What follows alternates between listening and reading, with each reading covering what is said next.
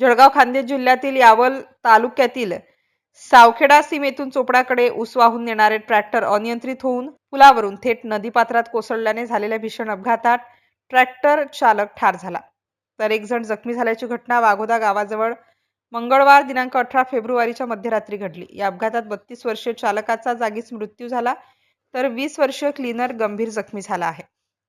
MH19 CV 1124 क्रमांकाच्या ट्रॅक्टरला 2 ट्रॉल्या जोडून ऊस वाहतूक सुरू होती।